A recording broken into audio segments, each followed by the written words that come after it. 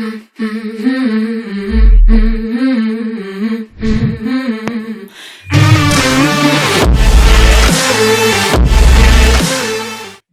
everyone, and welcome to this new episode of the EmpowHer Journey for those who want it all. Welcome to our community to support your self-growth and live by your own rules. So today we have the pleasure to have Cyrille Jegu with us, a productivity and effectiveness coach. Welcome, Cyrille. Thank you. Welcome. It's such a pleasure to have you and talk with us today about this theme on resolutions and how to change for good. Could we start by asking you, what is your unique empowerment journey? Oh my goodness. My unique empowerment journey. So I'm an engineer by training, okay, and I'm a coach now. So and I've never practiced engineering. So, aerospace engineering was my specialty, and I've never practiced it. Simply because I realized that I like working with people better than I like working with plans and machines and planes in general. So I started my career in Singapore as operations manager in a cleaning company, right? Of all places, yes. Which was part of a waste management company. So then I came back to France and took a bigger operational role. So I was managing about 300 people, and I really enjoyed doing that. And then obviously around 30, I started to feel itchy and okay, well, let's go for a master's. So I went for a master's. I went to Australia for a master's because why Australia? Charles Aznavour will tell you, misery is much more fun, much more bearable than the sun. Right. So, and there I learned about change management. Yeah. And that really resonated with me because my life had only been changes. Yeah. Then, and it actually got a lot better, or if more changes happened since. So when I came back to Europe in 2004 after that, and I moved to the UK in 2005, and then I started working in the insurance industry and got involved into a lot of change programs, whether it was infrastructure change or whether it was compliance change or transformation, a new operating model, and you name it, I think I've got my fingers in it. And whilst none of that was my expertise, change was. Helping people to go through change has always been what I seem to have been good at, or employed for at least. Yeah. And that gave me the opportunity to work around in around 30 countries. Yeah. All the European countries plus the Philippines, Singapore, Hong Kong, and so forth. So I covered quite a few what do you call that, cultures, continents, and industries as well. Although my main focus was insurance. And whilst doing this, I happened to coach people. Yeah. Senior executives who had to lead their teams through change. Yeah. Right. So I train them, coach them, whatever you want to call it, and give them the tools to actually cope themselves with the change so that they could help to lead others. Yeah. Yeah. And I realized, geez, I'm not too bad at that. And I got feedback. For example, a very senior executive told me, who had not moved company for 26 years. Right. Okay. He was the longest serving chief executive officer for claims in an insurance company. And after spending some time with him and leaving to my next assignment, he sent me an email about 3 months later saying, I've resigned. Change is good. Wow. I love that. So, and he continues his career somewhere else. Yeah. It really seems that you started by going through change yourself, and then brought change to people. So I think our audience, helping others to change. Yeah, our audience today will agree with us that we had to invite you for this. many people, I mean, since 2015, where I decided I had enough of living in London,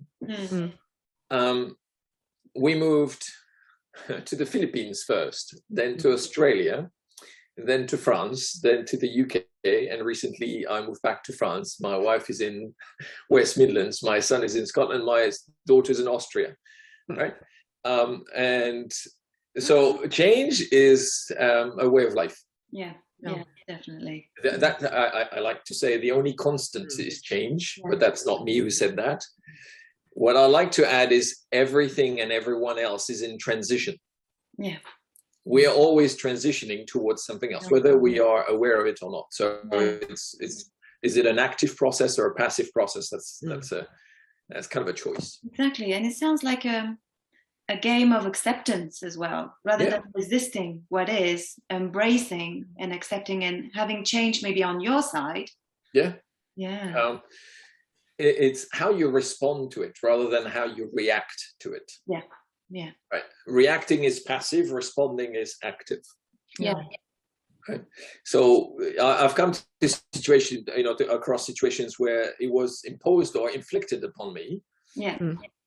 But then, okay, let's stop, think, and then respond. And what do you do with it now? Yeah. How do I deal with it? What are my options? Is that a fact that I have to integrate in my thinking? Or is that something I can change? Or the only thing I can change is me. Yeah. So, so instead of being a victim, I also can take some responsibility and have some say in what's happening. It's not happening to me because that's right. It's happening around me. How do I respond to it? Yeah. I've heard also happening for me, which is also a great way to the opportunities may. Yeah, it's is it Shamin Shazad who said every situation is a gift? So what's the gift in this? Definitely, change is growth. Yeah, change is growth. Yes. Yes, that's definitely something also I got from what you were sharing about your empowerment journey.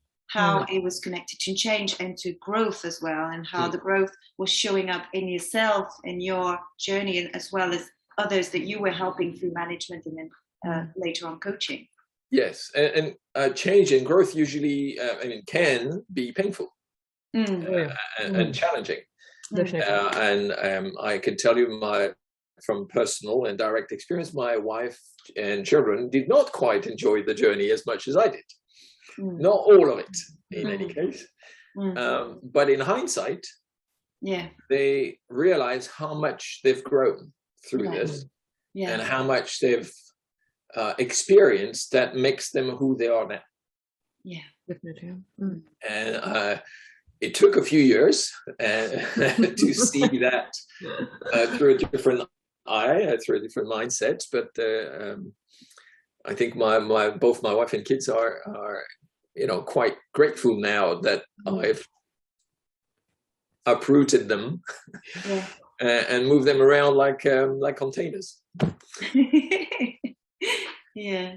So that's and through this I've learned quite a few things. I mean, GTD, Best Year Yet, Focus Academy. I mean, there are quite a lot of things that come as additional skills that you need when you go through change. Because if you go through change without a system, it can be quite overwhelming.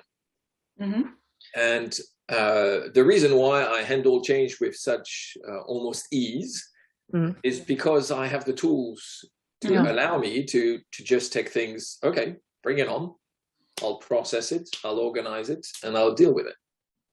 Yeah, so can you explain just a little bit more about those tools for people to understand? You mentioned GTD and other tools. Are they organization, productivity? GTD is getting things done. It's a worldwide franchise, probably world, or some say the gold standard in terms of personal productivity. So it's organization. How do you organize your flow of information and the flow of your life, basically? So externalize everything that's in your head, clarify, organize, reflect regularly, and engage with life proactively, right?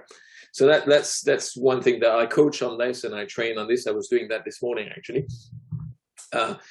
And so best year yet is a method to set goals. Right. I think that we're right on the theme today. Exactly. To set goals and to create a whole system around you and outside of you to hold you accountable, to keep, to have the smart, but also I will ask smarter, yes, but also fast, frequently. I have to check what fast means, but it's frequently reviewed frequently. Right. Okay, you need to be accountable and straightforward. Okay, but it's reviewed frequently. So there's an iterative process. Yeah, it's a whole process around it. So that and that helped me in when I don't know what am I going to focus on this year. Okay, I go through that process. And it coming out with goals is not something that you just, wishful thinking. It takes a little bit of thinking before that. Acknowledge where you've been, acknowledge where your successes were, acknowledge what your failures were, learning from it, identifying your limiting beliefs, turning them around into empowering paradigms, and then checking out your values, checking out your principles in life, and then really identifying what's good for what you want to change in your life and why you want to do that. I think that's what you girls ladies have talked about the last session. Exactly. Right? Yeah. And then there's the Focus Academy, because focus is really just before the call you talked about time management. We can't manage time. It's a human construct. It's a concept. Time is a concept. The only thing we can manage is us and our attention, where we place our attention. Leonardo da Vinci had only 24 hours. Albert Einstein had only 24 hours. Look at what they've achieved, and look at what some people are achieving or not with the same amount of time. And some people are still overwhelmed, even if they have, they would still be overwhelmed even if they had 48 hours. Yeah, sure. It's mindset. It's where you place your attention, how you manage to handle and channel the different stimulus that you have in your life, whether they are distracting you or empowering you, or whether they're helping you to focus or not. So that's also help others to really identify what are the sources of distractions in their life and deal with them. Yeah, great. There you go. Amazing. So we just talked about our last episode, and the theme for January was about resolutions and change. To talk about that, we have 3 questions to ask you as an expert of change. So the first one was really about resolution and change.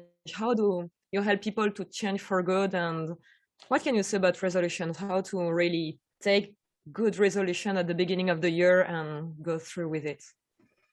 So resolutions don't work. I think you mentioned the last time 80% of resolutions are dead by February, if not before that, right?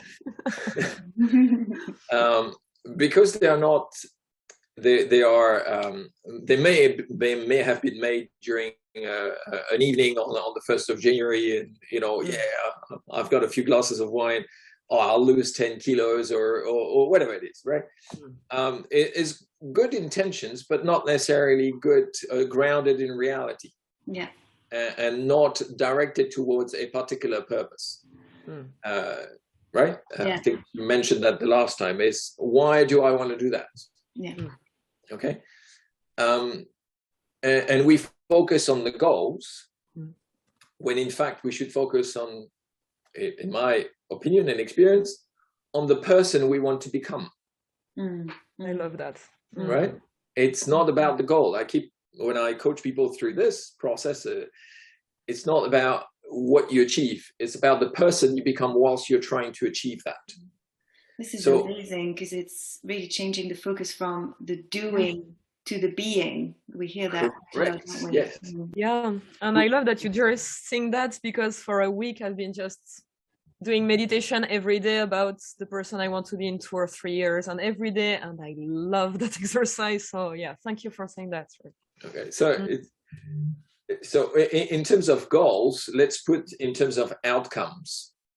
Outcomes being the change that you want to see, right, in yourself and in your situation, instead of output.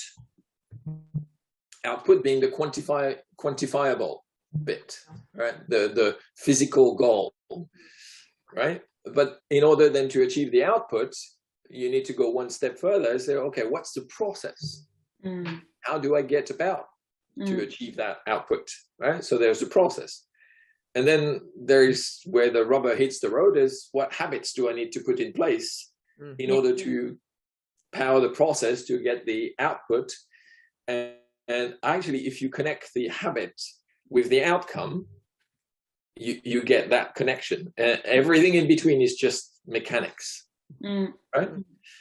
Now, the habits are not easy to acquire, so because it's behavior change, right? And behavior change takes time.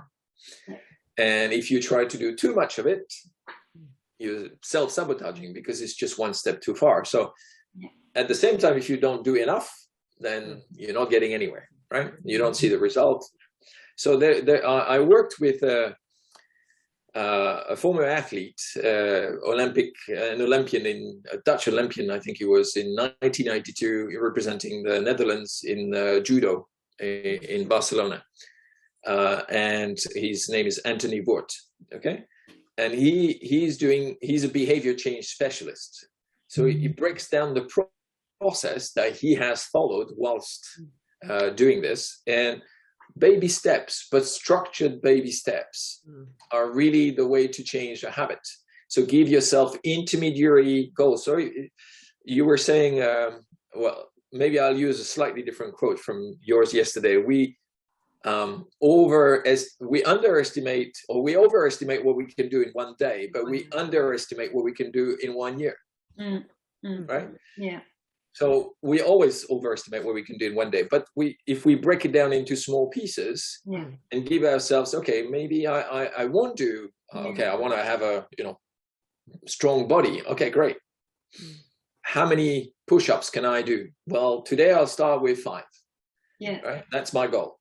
Cool, success. I won't start trying to go for 10 or 20 because I can't do that. Right? I'll fail, and I set myself up 5, and next month I go for 10, and then by the end of the year I've done 100. Right? So gradually you give yourself more and more challenge, because when you do small things, you start to believe you can do bigger things. Yeah. So build up slowly.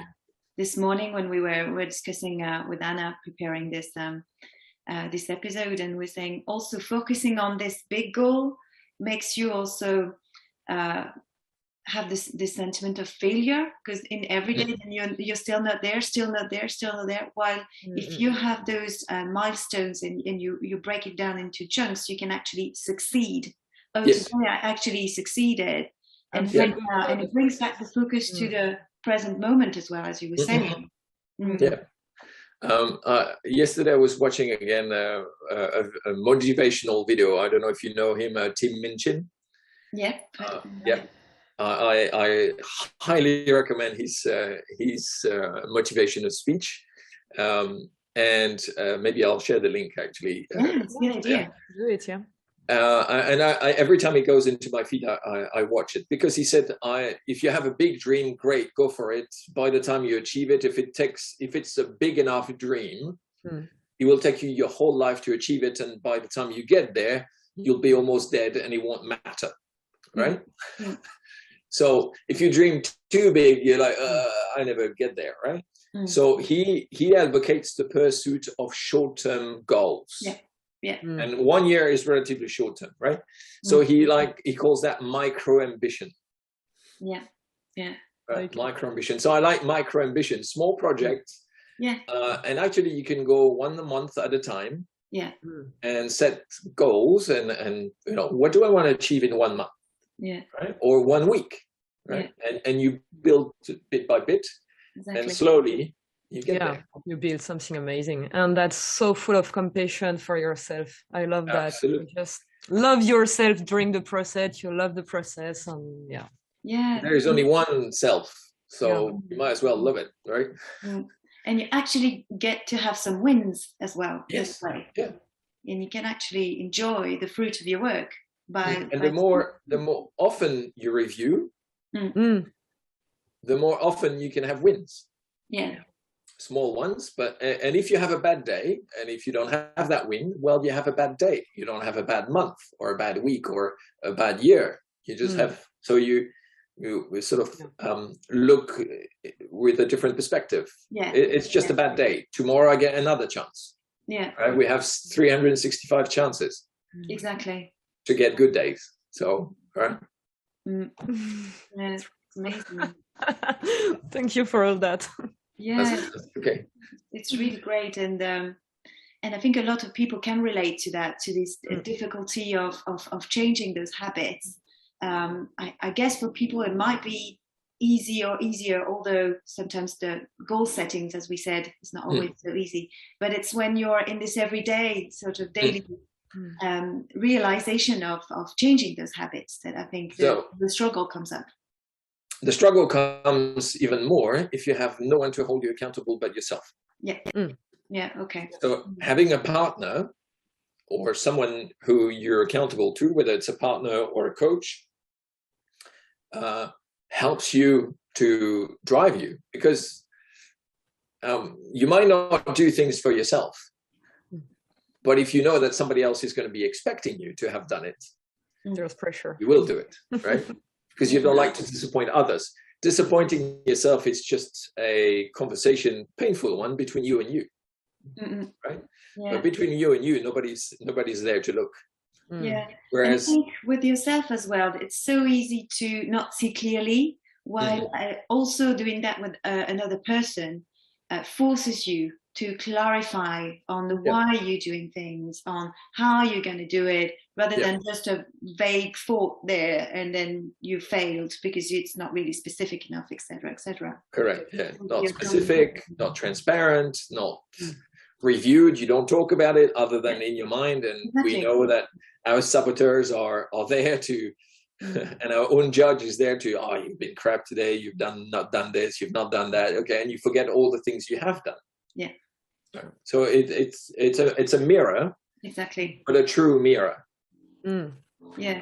I've seen a little video recently where there was a man who was drawing without looking at at the people he was drawing, okay?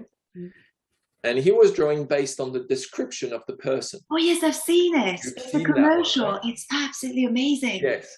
So he drew two drawings, one based on the description of the person, and the other drawing based on the description of other people who describe that person. Oof. Okay. Right?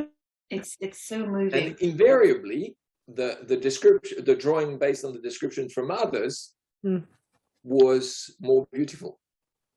Yeah. All right. Wow. Depicted a more beautiful person, and the person who was drawn saw that. Yeah. Yeah. The other people's perspective of them is much better than the perspective that they have of themselves. Yeah. And so closer to reality, closer to what the person actually looked like. Absolutely. That's very interesting as well. Yeah. So I found this absolutely amazing as an experiment, but in relation to accountability and having a partner to do your goals. Yes. Yes. And that yourself, you might not be the right, you might lack the perspective. Correct. To have that clear vision. And I love the fact that you're mentioning this now. The accountability and this perspective is one of the ways to succeed, isn't it, in the change journey?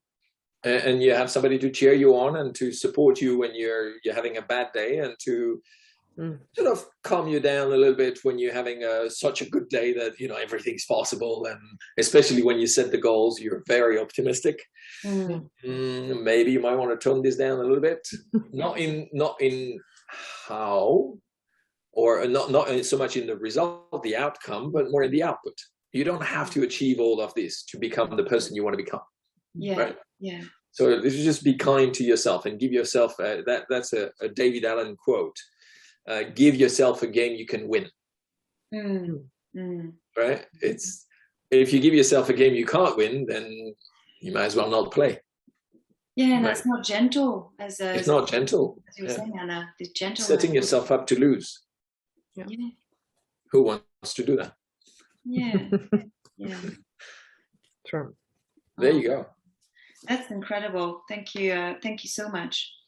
And yeah, we wanted also to mention the idea of the drive of our decision and what drives sometimes our decisions.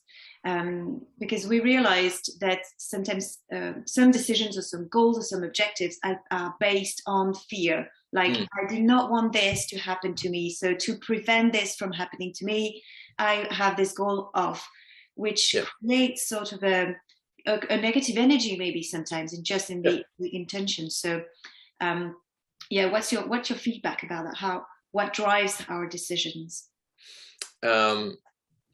Fear, experiences, or what do you call that? Limiting beliefs. Yeah. Right. And in a summary, you do things out of love or out of fear. Right. So if we do things out of love, then it's for growth. Yeah.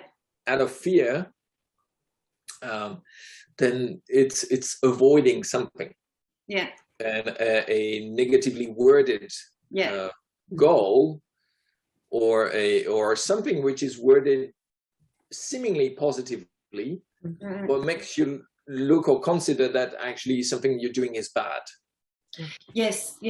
Right. Yeah. So it's like a false positive. Exactly. Right. So look at what kind of person you want to become. So I want to become lighter and more fit. Right. More fit. More fit doesn't mean necessarily that you're going to lose weight, because we know that fat is lighter than muscles. Right. So obviously, if you lose 50 kilos of fat and gain 20 kilos of muscles, you'll be pretty fit. So it's level of fitness. Yeah. Sometimes your heartbeat is a better indicator than the circumference of your stomach. Exactly. Right? Exactly. So they're what are you looking for? Yeah. Out of fear or out of love? Love for yourself, but love for others as well. Love for life, charity. Yeah. If you want to be pragmatic and not in the love and fear thing, what is the positive outcome you're trying to achieve? Yeah. For yourself and for others. So it's a good question to ask yourself, to make sure your decision is based on the right thing. Is that the right thing? Yeah. Why do you want to achieve that? You want to be fitter. Why? Yeah. And once you're clear about the why, you're also it gives you a drive for your motivation. When you're when you're having a bad day, remind yourself why do you want to be fit. Yeah. I want to be fit because I want to be able to play with my kids or my grandkids. That is a motivator. That's a huge drive, definitely. It's a huge drive. Yeah. I want to lose weight. But that apple tart looks okay. Well, is eating the apple tart going to stop you or derail you completely from the person you want to become, fitter? No. Enjoy the apple tart, right? Not every day, but enjoy the apple tart occasionally. Exactly. Deprivation is not necessarily a good driver. Exactly. And it really reminds me of something I've read recently that I really liked, is that you're either in an energy of creation or of destruction. So it's similar to what we're mentioning here with positivity or negativity. Is it against some fear or out of fear or etc.? Or is it creating, building, progressing, developing? And that is really key here, also in the wordings. Yeah. Yep. Well, have a positive outlook, positive vision as to who you want to become, what kind of imagery you want to have. Yeah. And that creates a cognitive dissonance in your mind, right? Between the image of the future self and the image of the current self. Exactly. So then it draws you towards that. But obviously, you know, the image of the future self cannot be, I'm going to be an Olympian, all right? I'm 120 kilos or 5 feet tall, and I'm going to be an Olympian. It might take a little bit while, all right? Maybe not next year, but you can go towards that. It's exactly. Yeah. So slowly, right? It's what drives you. That's really important. Behind every goal, there needs to be a compelling and really strong vision and strong purpose to drive that. Otherwise, you know, it might fall. I love that, because it really resonates with me as well, with the consistency of your action, consistency of your values, as you say, no dissonance in your mind, and really align with the person that you want to be, so that your action can be aligned, the doing can be aligned with the being, etc., etc. And that is so much powerful, very empowering, I believe. Well, I tend to summarize my work, or productivity and effectiveness, is actually better doing for better being, or at the service of better being. Okay, mieux faire au service du mieux-être in French, right? So better doing at the service of better being. Yeah. Because we're human beings, we're not human doings. Exactly. I love that. Yeah. Right. So let's try and be. Yes, we do stuff. And if we do them more effectively, more efficiently, then we can be better. We are. That's for me, the sole purpose of productivity and effectiveness is to be present and to be where you are when you are there. It reminds me of the metaphor we had this morning when we were talking with Clem about when you build a wall, you just go brick by brick, and while you are putting the first brick, you really have to focus on the brick and make it right and do it right. And then you can focus on the other brick, and it's easy, and you're in the moment, and you're not fearing the big wall you're building. And that's really all it is, being present and doing things slowly but surely. Yeah, definitely love that. I had a question about priorities. How do you decide what are your priorities, and how do you help people to find their priority? So priorities come from two sources. Your values and beliefs, and external sources. So if you work for somebody, or if you work for a company, the company will have priorities. Sure. Right?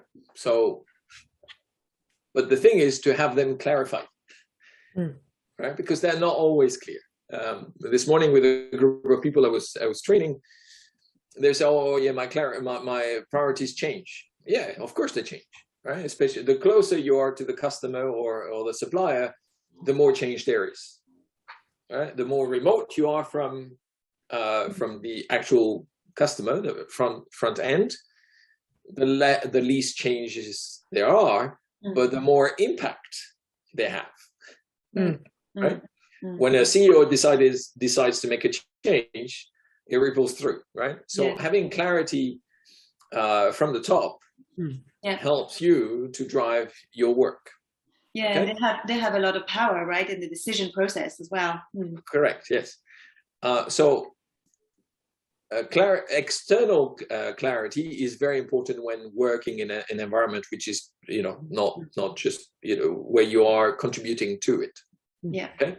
You're just contributing, so you need to have the clarities for your role very clear. Now, your internal clarity on your priorities is based on your values. Right? And the image or the understanding you have of your own purpose. Now, many people don't have that level of clarity of purpose, right? But let's say if you ask everybody, what's your priority, work or family?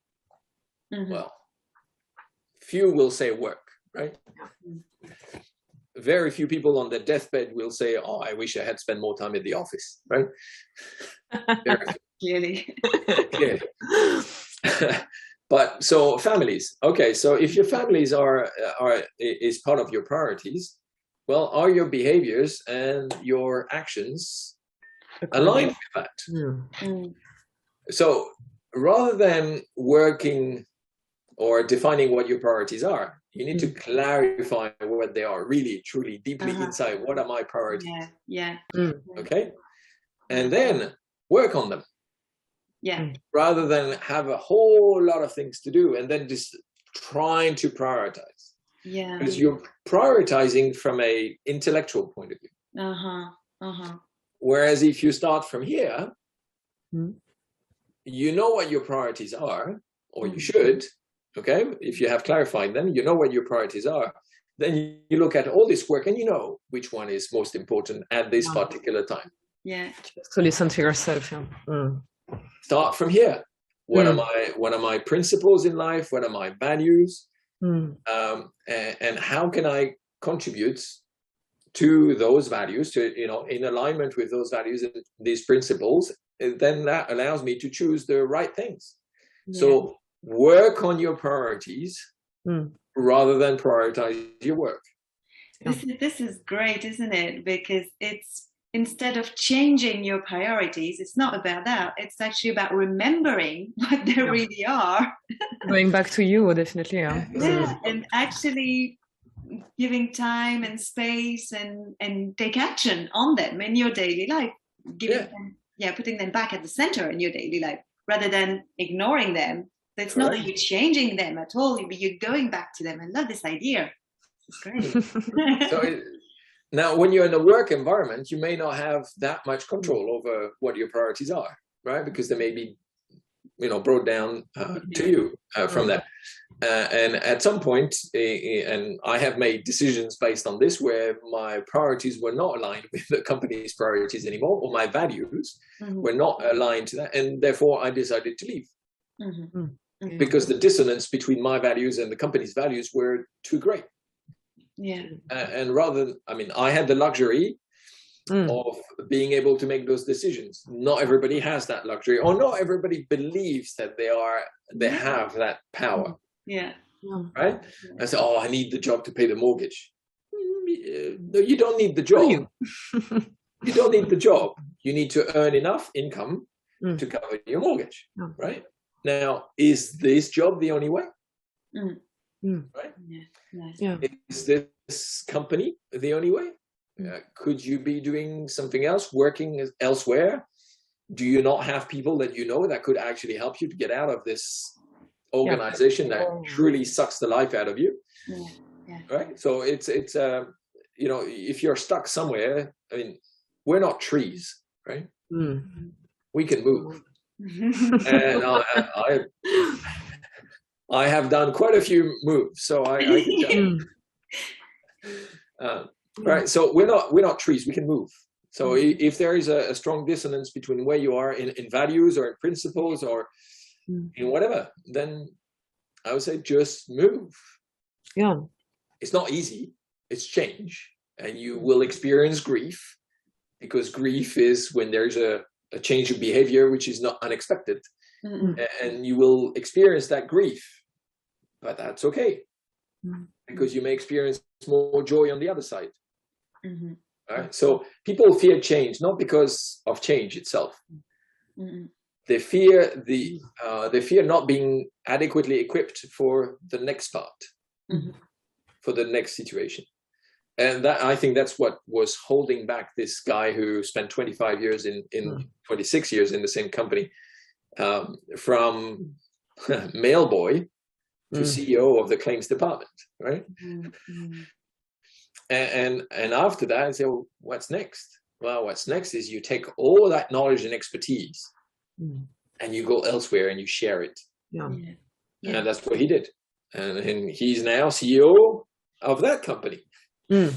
It's never starting fully new. You still keep everything you've learned and everything you are. We don't start from scratch. We start with all the experience we've had. So yes, we know, oh, I didn't go to school, this, that, and the other. Yeah, but you've got 25 years of experience. Nobody's going to look at your diploma or your A-level results when you're 45. Right? They're going to look, okay, what have you done? I've done this much. Wow. Okay, bring it in. Put in. I think that's going to resonate with a lot of people, because with this energy of the new year, there is in a lot of cases, it is about that, this fear of if I lose this, what am I getting? And isn't it too risky to go for that? Yes, this is what I want to go for. This is what I hear internally, and this is what resonates with me. But is this the unknown? I don't not know what's going to happen, and what I'm, I know what I'm leaving, but I don't know what I'm getting, and all that. So. I'm not. Well, yeah, I'm going to mention it. A Star Is Born. You know that movie? Yeah. All right. Do you know the song? Yeah. Right.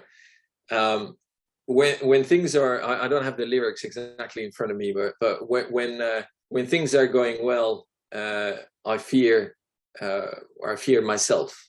Right. Yeah. We fear change. Yeah. But change is not permanent. Well, yeah, there's permanent change. Constant, but it's not forever. It's constant, but it's not permanent. Yeah, right? Because it changes again. Because it changes again. So you may find yourself in a difficult situation, and then that will open up opportunities to a different situation. And because you've made a choice now, doesn't mean you have to live for the rest of your life with that choice, because you can make other choices. Yeah. Right? As you said about focus, stop focusing on the obstacle or on this change, but focus on whatever there's around that you can go forward. Yeah, and that brings me back an image of someone facing a wall, right? Looking at the obstacle, not actually seeing that the wall is not infinite. Yeah. You can go around it. Yeah. But there's a wall on the path. Yeah, but you can go on either side. Yeah, on every side. Right. So it's change is constant. How you handle it is up to you. Yeah. Right? Yeah, and sometimes even the anticipation of a problem, the mind brings an image of that. And makes out the worst scenario of what this experience is going to be. So completely projecting into the future, and we lose again the focus on the moment. And when and it happens to so many people in coaching, it's very frequent that when they're actually leaving that, it's all right. It's good. It's okay. It's not that bad at all. It's not what they imagined it would be. It's definitely not. And one of the techniques I use for teams when they manage projects, they say, okay, let's do a pre-mortem. We all know what a post-mortem is. So we look at how things went bad and what we did about it, right? Usually it's great to learn lessons, but it's a bit late, right? Shit happens, right? So let's look at a pre-mortem. That is, let's anticipate everything that could go wrong. And build contingency in order for it not to go wrong. Yeah. Right? Instead, focus on everything that could go right, knowing that if it goes wrong, we know how to handle it. Exactly. Right? Yeah. And that's how, with travels at the moment, it's, if anything could go wrong, it will, right? And last Friday, it was exactly that when I sent all my family back to different parts. Everything went wrong, but I had a plan for everything that went wrong. And therefore, everybody left when they were meant to leave, and they arrived when they were meant to arrive. Yes, there was a bit of stress involved, but mostly on me. My kids and wife didn't see the stress because I had a solution for every problem. Right. Sorry, that's my saboteur controller. That is, I had to feed him. Yeah, but it's interesting to see how you're turned around. For me, also, it's a way to turn around anticipation that could then become a sabotage, because you're focused on so much of what if this goes wrong, while if you're already in this perspective of if difficulty arises, I am going to find a solution. I think the mindset, the perspective is just completely different, isn't it? And it doesn't. It's solution oriented. Exactly. Yeah. It doesn't stop you and block you from taking this action. Yeah. It drives you to action instead of freezing, definitely. Yeah. Instead of freezing, it's, I've got a problem. No. You don't have a problem. You have a different path to get to the right solution. It's a different path. That's all. And it takes a bit of anticipation, right? But not anticipation of the problem, anticipation of the solution. Exactly. Yeah. And thankfully, after many years, my wife and children are now starting to appreciate that technique. And I've found as well that in people, you can see that are successful in business or in things like that, there is this sense of calm, there's this sense of calm, even with storms coming, because they're going to come, this is life, so they will come. But we'll come to that when we cross that bridge, and we'll find solutions and we'll be fine. And what a powerful message, isn't it? Like to know that ultimately you'll be fine, whatever happens. I mean, this is very, very empowering. You may not end up where you wanted to end up, but you'll still be fine. Yeah. Right. Yeah. It's life is predictably random. Yeah. And with anticipation, sometimes we're so wrong. I remember some situations where I thought this could go wrong, and like I listed everything and I was stuck in it, but I had to do. So I went through, and what happened was I never thought about how it happened. So our brain sometimes is an amazing tool, but sometimes it's not, and we should just trust ourselves sometimes to go through it and believe in ourselves and build this resilience that will make us go through this change, through this growth, instead of anticipated and so you can ask yourself, what are the things that, or you can anticipate what are the things that could actually go wrong, or I think will go wrong. Okay. But you can find solutions for all those, but then you look back and say, okay, what actually did go wrong? Not much. It's looking back, not much. No. Right. In my case, it was PCR tests that the results didn't arrive on time. That's okay. I do antigen tests and problem solved. Right. It's a bit of money, yes, but to every problem there is a solution. But I love that as well. Like, instead of focusing on, this is terrible, it happened, we don't have, and wasting your energy in some way of something that has happened, that was out of your control, and now the situation is this. Okay, I'm accepting it. Okay, what solution is available to me? Okay, let's do it. Let's take action and stop, like, sort of ruminating about this that went wrong. I feel like we are always frozen because of our internal thinking. So it would be better to focus on the external, what we can do with the external problems, because internal, if we just have the right mindset and the right thinking, it's going to be okay. Exactly. Well, I tend to use the GTD thinking. Okay. So what's in front of me? What does that mean? How can I solve it? What actions do I need to take? Is this the best option? So based on the environment where I am and all that, and then just do it. Go for it. That's so easy. Just for the audience, GTD stands for getting things done. Yes. Methodology by David Allen. To help you with that. Not mine.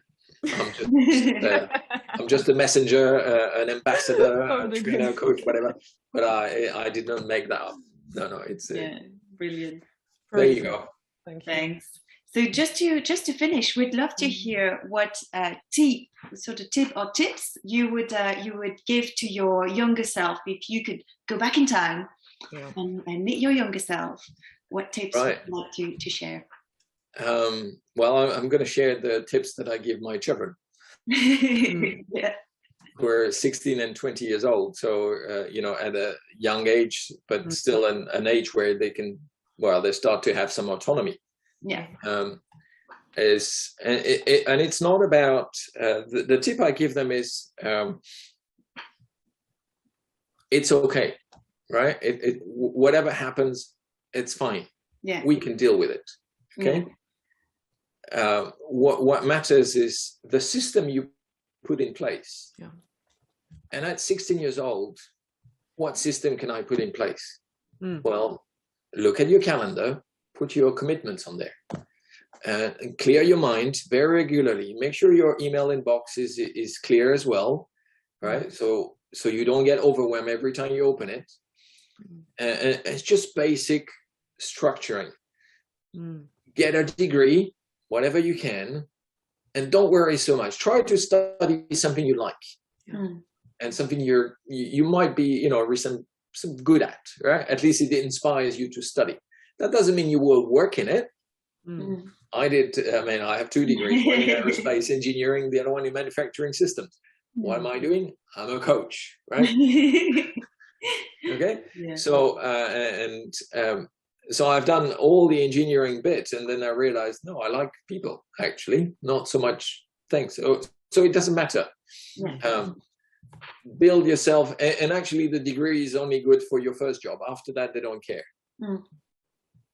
Right. So I told my son recently, who is having a challenging time in university because he's short of meaning. Yeah. Why am I doing this? Yeah. So you're doing this to get the first job. Yeah. After that, doesn't matter. Right. Learn as much as you can about as much as you can. Knowledge is never wasted. Yeah. Right. And then, so knowledge is never wasted. So keep learning. And you think that university is boring? Well, the rest of your life is going to be a learning journey as well. It's not going to be in a classroom. And actually in life gives you the test and then tells you the questions after all. Right? Whereas in university, you learn and then you have a test. Here you have a test and then you learn. And then you learn. So enjoy your time at uni. It's a lot easier than life, generally speaking. But at university, I learned the way of thinking. That's why I enjoy the engineering bit, because it gave me a very structured way of thinking and a way of applying. Yeah, yeah. But at the same time, I like the creativity of dealing with humans who, you know, struggling with being humans. Try to focus on what's here. Be micro-ambitious, as Tim Minchin was mentioning. Be micro-ambitious. Focus on the next thing whilst keeping your mind open and your eyes open to the opportunity that might come. And that came. When my daughter went to Austria, the first thing they did, as you do, was to go on a boat trip, on a yacht trip in Croatia for 7 days. Wow. Okay. Nice. Nice. And then during this, she discovered that she loves sailing. She had done sailing when she was much younger, and in the UK many years ago. But there she realized, I want to do when I grow up. I want to be on the boat at some point. Yeah, yeah. Randomly, she had the opportunity to rediscover that. Yeah. To rediscover that. My son is still a bit lost as to what he's doing environmental science and outdoor education. He's not quite sure what he wants to do with that. Yeah. I say, well, you have opportunities during summer to try things out. Yeah. Yeah. Try things out. Yeah. Get the degree, and then we'll see what you do with that. It's not, what you study now may not be relevant 5 years from now. Yeah. So don't worry about it. Learn to learn. Yeah. Yes, of course, you need to have the results and all of that. But the most important is learning how to learn. Because that's what change is about. And change is coming. Oh, this is a really nice way to complete that loop, isn't it?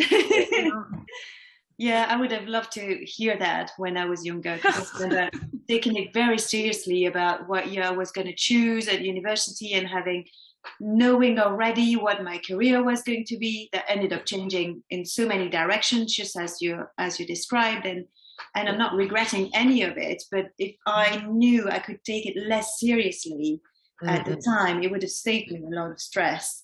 And I think that can apply to so many things in life, whether we're young or later in life, and we're just like panicking about career or business or different things. The teaching is about that, I think, applies. Yeah. Overall, life is experience. So yeah. Just have to experience it.